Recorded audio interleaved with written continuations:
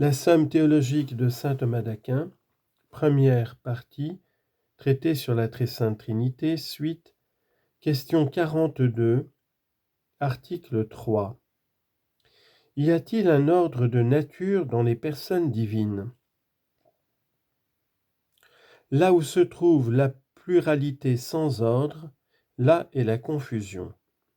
Or, il n'y a pas confusion, comme le dit encore saint Athanase, dans les personnes divines, donc il y a un certain ordre.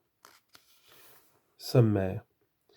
Il y a nécessairement un ordre de nature dans les personnes divines, parce qu'il y a un principe d'origine sans priorité. Corps de l'article. Il faut dire ceci. L'ordre se trouve partout où se rencontre un principe. Comme donc nous admettons un principe de la multiplicité, par exemple le point qui forme le lieu, puis un principe intellectuel qui produit la démonstration, puis encore un principe d'action qui met en jeu les causes particulières. De même, nous devons admettre un certain ordre dans toutes ces choses. Or, un principe d'origine sans priorité se révèle dans la nature infiniment féconde.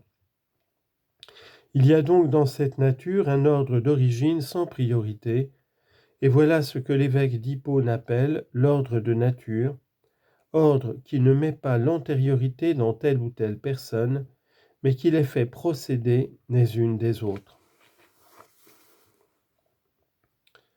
Première objection. Tout ce que renferment ces personnes adorables est ou l'essence ou la personnalité ou la notion. Or, l'ordre de nature n'appartient à aucune de ces trois choses, donc il n'y a pas un ordre de nature dans les personnes divines. Réponse. L'ordre de nature est la notion d'origine prise en général et non en particulier.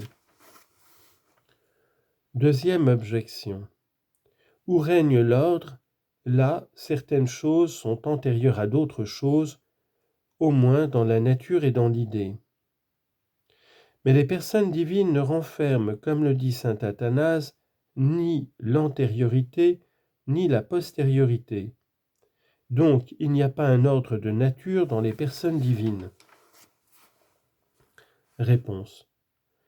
Parmi les choses créées, lors même que l'être est co-perpétuel à son principe dans la durée, le principe considéré comme tel précède l'être dans la nature et dans l'idée. Mais si l'on envisage les relations de cause et d'effet, le principe et l'être étant corrélatifs, existent en même temps dans la nature et dans l'idée, parce qu'ils se définissent l'un par l'autre. En Dieu, les relations mêmes sont les personnes subsistantes dans une même essence. Rien ne peut donc faire, ni l'essence, ni la relation, qu'une personne soit antérieure à une autre, pas plus dans la nature que dans l'idée. Troisième objection. Tout ce qui forme un ordre quelconque est distinct. Or la nature n'est pas distincte dans la Trinité. Donc elle ne forme pas un ordre, donc il n'y a pas un ordre de nature dans les personnes divines. Réponse. Quand nous disons ordre de nature, nous entendons qu'il y a dans les personnes divines un ordre fondé sur l'origine naturelle. Mais nous ne mettons pas cet ordre dans la nature même. Quatrième objection. La nature de Dieu est son essence. Or il n'y a pas un ordre d'essence dans les personnes divines, donc il n'y a pas non plus un ordre de nature.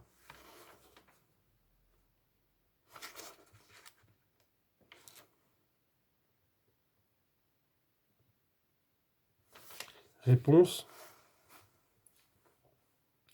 Nature signifie en quelque sorte principe, mais essence ne renferme point cette idée. L'ordre d'origine s'appelle donc mieux ordre de nature qu'ordre d'essence.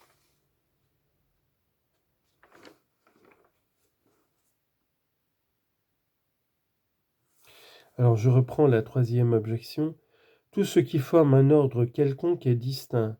Or la nature n'est pas distincte dans la Trinité, donc elle ne forme pas un ordre, Donc il n'y a pas un ordre de nature dans les personnes divines. Réponse. Quand nous disons ordre de nature, nous entendons qu'il y a dans les personnes divines un ordre fondé sur l'origine naturelle, mais nous ne mettons pas cet ordre dans la nature même.